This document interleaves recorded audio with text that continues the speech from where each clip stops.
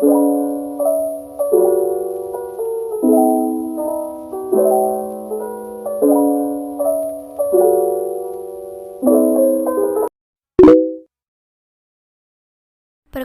nama saya Safina Tiksal Aulia, absen 35.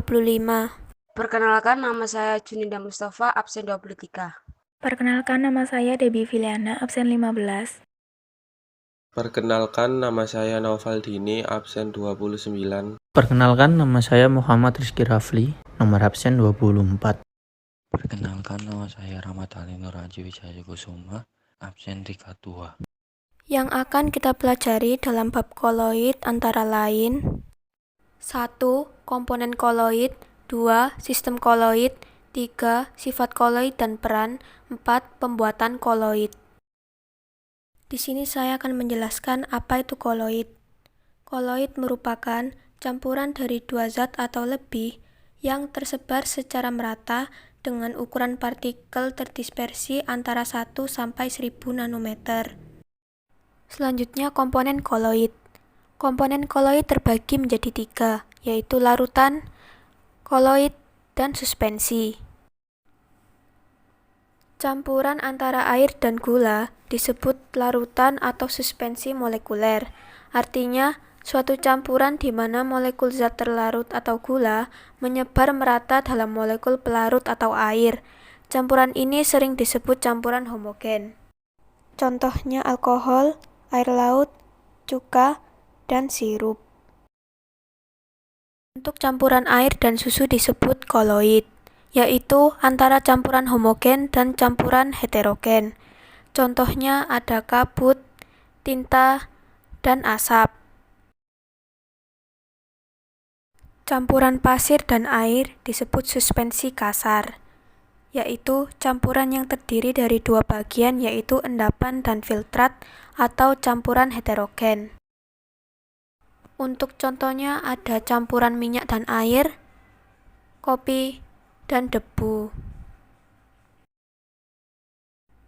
Suatu campuran dapat digolongkan ke dalam larutan atau koloid atau suspensi berdasarkan ciri-cirinya.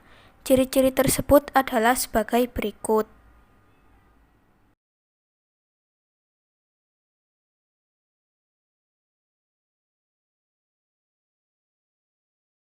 Selanjutnya, sistem koloid. Sistem koloid dibagi menjadi dua bagian, yaitu fase terdispersi atau zat terlarut dan medium pendispersi atau pelarut. Keduanya terdiri dari 3 fase atau wujud, yaitu padat, cair, dan gas yang bersatu. Namun, antara fase gas dan gas tidak membentuk sistem koloid karena bercampur homogen tetapi larutan. Berikut adalah tabel dari sistem koloid dan contohnya.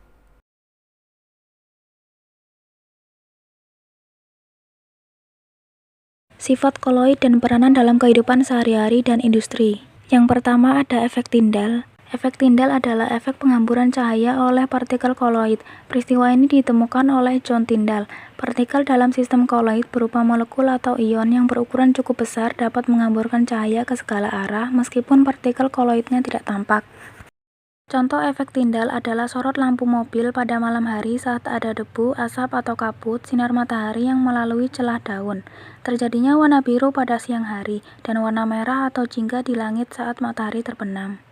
Yang kedua ada gerak Brown. Partikel-partikel koloid selalu bergerak terus-menerus dan secara acak. Gerakan ini dinamakan dengan gerak Brown yang ditemukan oleh Robert Brown.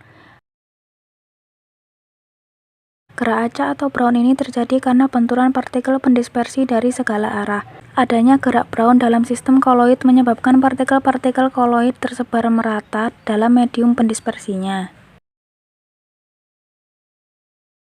Gerak Brown dipengaruhi oleh ukuran partikel dan suhu sebagai berikut. A. Gerak Brown semakin cepat bila ukuran partikel-partikel koloidnya semakin kecil. B. Gerak Brown semakin cepat bila suhu koloid semakin tinggi. C. Gerak Brown semakin lambat bila ukuran partikel koloid semakin besar. D. Gerak Brown semakin lambat bila suhu koloid semakin rendah. Nah, yang selanjutnya saya akan menjelaskan tentang muatan listrik pada partikel-partikel koloid.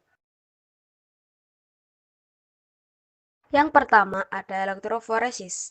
Elektroforesis adalah peristiwa pergerakan partikel koloid menuju elektrode di bawah pengaruh medan listrik. Muatan listrik terjadi karena penyerapan ion pada permukaan koloid.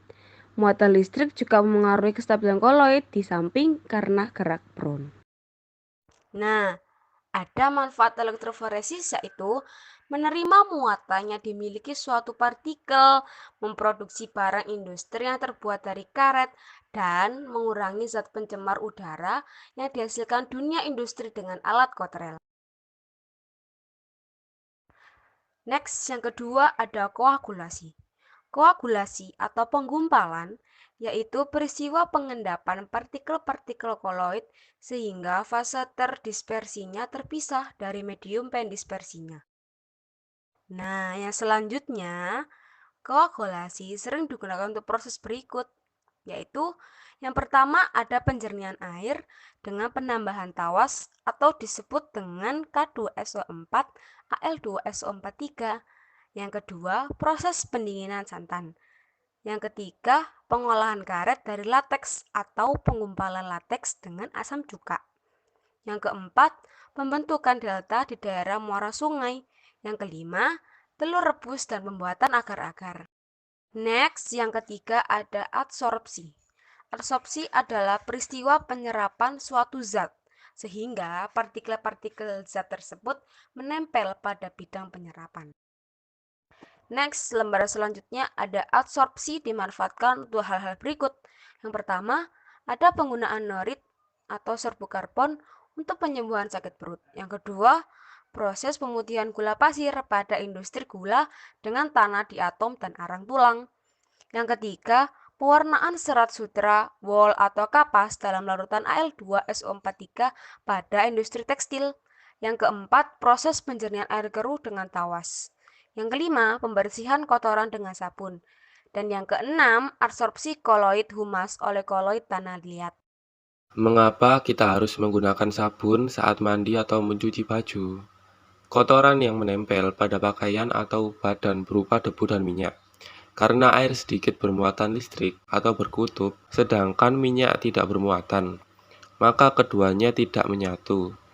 Molekul sabun memiliki dua bagian, yaitu ujung berkutub yang bersifat hidrolifik atau larut dalam air, dan ujung tak berkutub atau hidrofobik yang tidak larut dalam air. Ujung hidrofobik menyerap kotoran minyak dan ujung hidrofilik melingkupi kotoran minyak dengan membentuk misel. Adanya sifat adsorpsi tersebut, maka ada dua jenis sol, yaitu sol liofob dan sol liofil. Sol liofil adalah sol yang terdispersinya dapat menarik dan mengadsorpsi molekul mediumnya. Sol liofob adalah sol yang terdispersinya tidak dapat menarik dan tidak dapat mengadsorpsi molekul mediumnya. Berikut tabel perbedaan koloid liofil dan koloid liofob. Dalam kehidupan sehari-hari, kita selalu berhubungan dengan koloid. Misalnya, kita mandi menggunakan sabun sampai berbusa, mencuci baju, mengecat rumah dengan cat, menulis dengan tinta, dan sebagainya. Proses pengolahan air secara sederhana dapat dilakukan melalui 3 tahap sebagai berikut. A. Koagulasi atau penggumpalan kotoran. Koagulan yang digunakan adalah tawas, yakni rumus kimianya adalah K2SO4 kali Al2SO4 3. Partikel ini akan mengadsorpsi tanah dan kotoran lainnya, kemudian menggumpal dan mengendap. B. Penyaringan.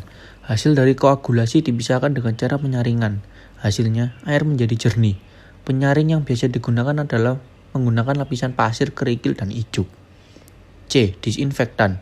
Untuk membunuh kuman yang terdapat di dalam air, digunakan kaporit, yakni CaOCl2.